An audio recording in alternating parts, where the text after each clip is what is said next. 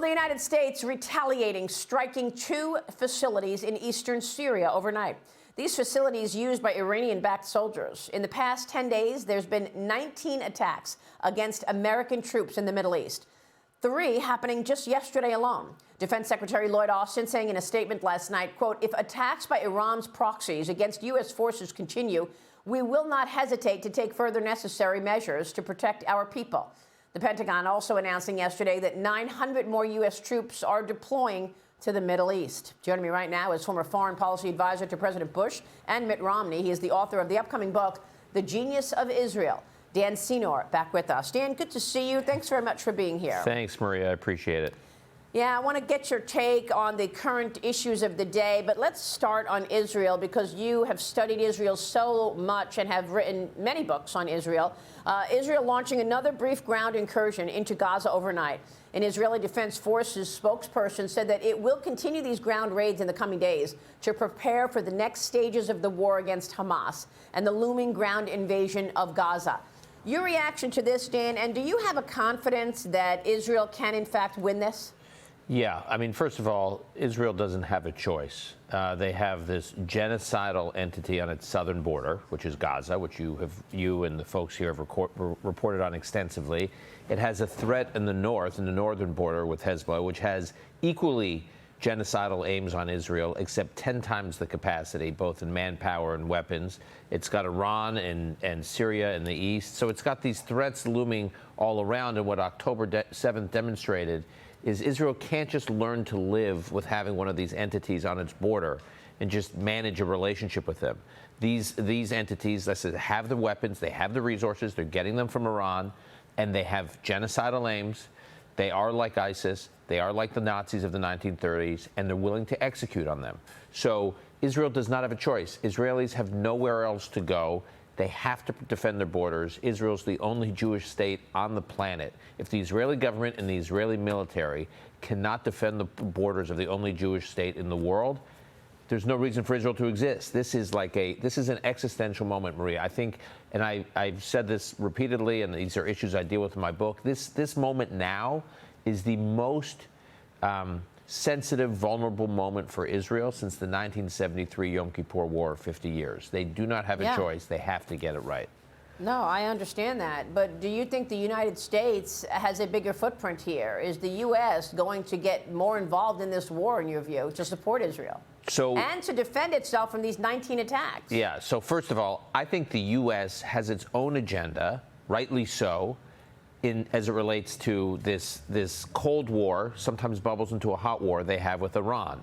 This is where Israel and the United States are totally aligned. They have to rein in Iran.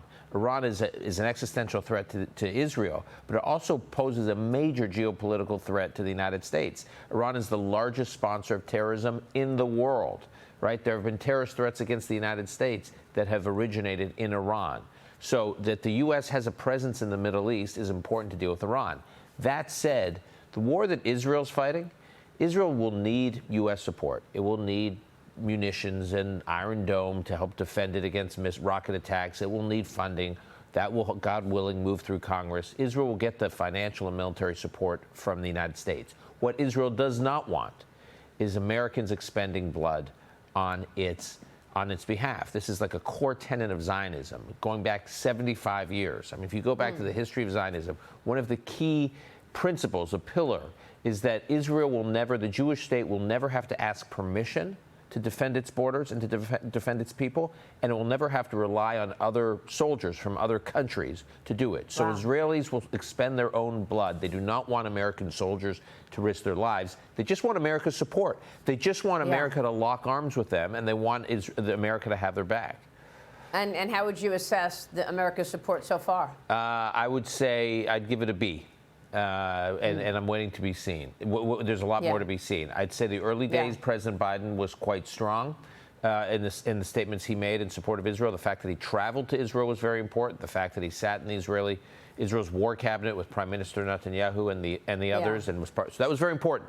What I think is problematic is his continued lecturing of Israel, that they need to control their rage, that they need to be careful not to make the same mistakes that America made after 9/11. Israel just had the equivalent of 10 or 12 9/11s in its country. That's right. If you look at the population comparison, it would be like 40 or 50,000 Americans getting killed in one single day. So, unbelievable. So, first of all, Israelis have a right to be full of rage. What's so powerful is they've channeled the rage in a very constructive way. They don't need to be lectured. Yeah. They are being very methodical. They're preparing. They're resourcing this operation. They've called up 360,000 reserves. They are being very deliberate here in what they're doing, and they are not sort of unleashed with rage. And I just think the United States continually finger wagging at the Israeli people during this trauma is not the best use of this alliance. Yeah, understood. Not to mention the Biden administration also tried to get Israel to change its plan, delay going into Gaza. I'm with Doug Collins this morning. Jump in, Doug. Hey, good morning, Dan. One of the things you just mentioned is this existential threat of Iran, which we've talked about for a long time, and also really the issue here of the finger wagging from the Biden administration. Doesn't it also interest you that, as you said, and we've talked about this morning, not only has this been a delayed response from us for the attacks on our own bases, it has nothing to do with the Israel-Gaza conflict or even Lebanon-Hezbollah, that we've delayed over the years, especially under Biden, not going after Iran. They feel like that there's a weakness, especially from our energy policy and everything else. Iran feels emboldened here. And the second part of that question, and you brought this up with Lebanon, Hezbollah, is there a concern in Israel about having to transfer those troops dealing with Gaza if, Lebanon, Hezbollah follows through with their quote, proportional response to anything that happens in Gaza? So great question. So I'm going to start with the second one first. I am very concerned about what is happening in the north and the threat from Hezbollah. Yeah. In fact, I have a podcast. I go deep on a podcast episode I'm dropping today that's just on Hezbollah. It's just on the threat of Hezbollah, the threat from the north. So this worries me tremendously. Israel can get bogged down in a war in the south, in Gaza, and suddenly a new front can open up in the north, lit up by Tehran. You saw the Iranian foreign minister's speech at the UN. They're making very clear that they're willing to light up Hezbollah and get very involved. So, look, Israel's in an impossible situation. It's a tiny country. It's about the size of the state of New Jersey. It's got 9.3 million people, and it's got these genocidal threats on both borders. So I just think from a U.S. perspective, we should let Israel do whatever it needs to do. We wouldn't hold any country in the world to a different standard than letting them do what they need to do. As it relates to Iran, look, I think between the Obama administration and the Biden administration, they have had as a cornerstone of their policy some kind of accommodation is too strong a word. I'm not saying they're trying to seek an accommodation with Iran. Appeasement. Yeah, they've been trying to integrate Iran's the sort of what they believe is the inevitability of the regime's power and existence in the region, and just kind of learn to operate with it, as opposed to saying, no, we are at war with it, and we have to figure out a way to take it apart. Now, that's not to say U.S. forces should be taking apart the Iranian regime, but there's a lot more we could be doing to pressure Iran rather than what we have been doing up until now, which is basically begging them to come back into the Iran nuclear deal. Which is ridiculous. And this is the same soft approach that Biden has been giving to China as well, by the way, as China continues this incredible aggression against the United States. Now the president is expected to meet with Chinese Foreign Minister Wang Yi today at the White House. Wang will also meet with White House National Security Council spokesperson Jake Sullivan and Secretary of State Anthony Blinken.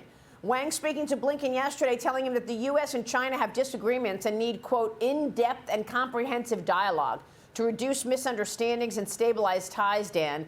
Look, we know that China has been, supportive of Iran supportive of Hamas and Hezbollah. Your reaction to the approach to China as well, Dan? There is a triumvirate of a threat to the West today, and it emanates from Beijing, Moscow, and Tehran. We used to think these were three threats and three threats to the United States that reinforce each other, but were not coordinated. Today, we know they are coordinated, right? Iranian weapons, drones, suicide drones are in Russia fighting there. Beijing and Russia do close business with Hamas and Iran. This is all interconnected. You cannot isolate these threats. And I just think we in the West need to wake up to what we're dealing with out there, because the threats are gathering into a storm. And we've got to be like eyes wide open about the way these threats are interconnected with one another. Yeah, for sure. Great analysis, Dan, and it's good to see you again. Thanks very much. Good to see you. Thanks, Maria. All right.